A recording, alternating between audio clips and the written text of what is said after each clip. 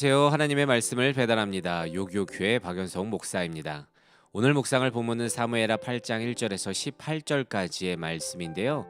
제가 1절에서 6절까지의 말씀을 봉독하고 함께 묵상하도록 하겠습니다. 그 후에 다윗이 블레셋 사람들을 쳐서 항복을 받고 블레셋 사람들의 손에서 메덱 암마를 빼앗으니라. 다윗이 또 모압을 쳐서 그들로 땅에 엎드리게 하고 줄로 재어 그 두 줄 길이의 사람을 죽이고 한 줄 길이의 사람은 살리니 모압 사람들이 다윗의 종들이 되어 조공을 드리니라. 르홉의 아들 소바왕 하닷 에셀이 자기 권세를 회복하려고 유브라데 강으로 갈 때에 다윗이 그를 쳐서 그에게서 마병 1700명과 보병 2만 명을 사로잡고 병거 100대의 말만 남기고 다윗이 그 외의 병거의 말은 다 발의 힘줄을 끊었더니 다메섹의 아람 사람들이 소바왕 하닷 에셀을 도우러 온지라.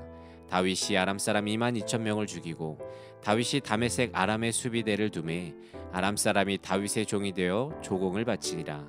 다윗이 어디로 가든지 여호와께서 이기게 하시니라. 오늘 말씀은 다윗이 온 이스라엘의 왕으로서 그 입지를 다져가는 장면이 소개됩니다. 다윗은 외부적으로나 내부적으로나 하나님이 세우신 왕으로서 그야말로 탄탄대로의 역사를 써 내려가는데요. 그 모습을 6절과 14절 두 구절에 걸쳐 이렇게 표현하고 있습니다. 여호와께서 어디를 가든지 이기게 하시니라.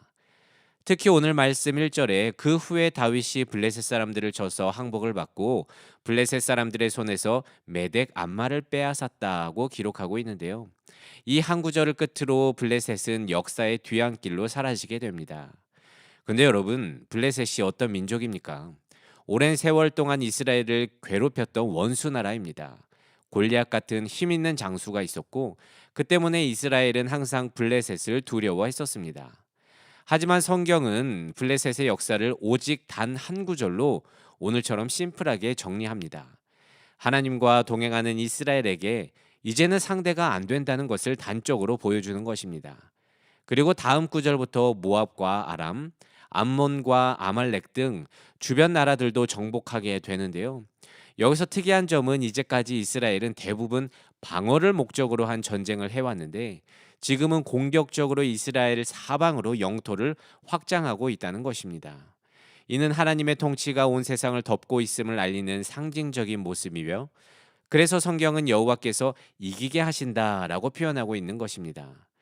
근데요, 오늘 다윗의 전쟁에서 두 가지 의아한 점을 볼 수가 있습니다. 먼저는 4절에 병거 100대의 말만 남기고 그 외 병거와 말은 발의 힘줄을 끊었다고 하는데요. 당시 병거는 지금의 핵무기와 같은 최고의 무기인데 왜 그걸 스스로 못 쓰게 했냐는 것입니다. 그리고 또 하나, 하나님이 다 이기게 해주시니 그렇다면 이참에 그 기세를 몰아서 알렉산더, 징기스칸처럼 세계 정복을 꿈꿨으면 됐을 텐데 다윗은 그렇게 하지 않았다는 것입니다. 그 주변 지역만 정리하고 이스라엘 땅으로 만족했다는 것이죠. 근데 이 부분이 다윗이 왜 다윗인지, 그가 왜 하나님 보시기에 이상적인 왕인지를 보여주는 장면입니다. 그렇기 때문에 하나님이 그의 기도에 응답해 주셨다고 생각하는데요. 신명기 17장을 보면 왕의 조건이 기록되어 있는데 왕은 병마를 많이 두지 말라라고 율법에 기록하고 있습니다. 다윗은 그걸 기억하고 신실하게 그 말씀에 순종한 것입니다. 저는 그렇습니다. 만약을 위해서 그 병거들을 쓰지 않고 잘 보관해 두면 되지 않느냐라는 생각도 드는데요. 하나님은 오직 만군의 여호와 나만 믿고 의지하길 바라셨던 것입니다. 인간은 손에 쥔 게 많으면 하나님을 뒤로 하거든요. 그런데요, 다윗은 진짜로 말씀대로 그렇게 실행한 것입니다. 또한 모든 왕들이 영토 확장에 욕심이 있지 않겠습니까? 그런데 그때에도 다윗은 주의 말씀을 기억했습니다. 하나님은 이전 아브람 때부터 적과 꿀이 흐르는 땅, 즉 가나안을 허락했었고 다윗도 그것을 알기에 그 언약에 순종하여 주가 용인하신 범위에서만 머문 것입니다. 그는 그렇게 말씀 따라 신실하게 이행한 것입니다.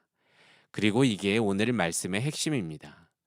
여러분 생각해 보세요. 한 나라의 왕이 되었고 그렇게 승승장구하게 되면 이전 사울 왕처럼 자기 마음대로 하고 싶은 게 우리 인간입니다.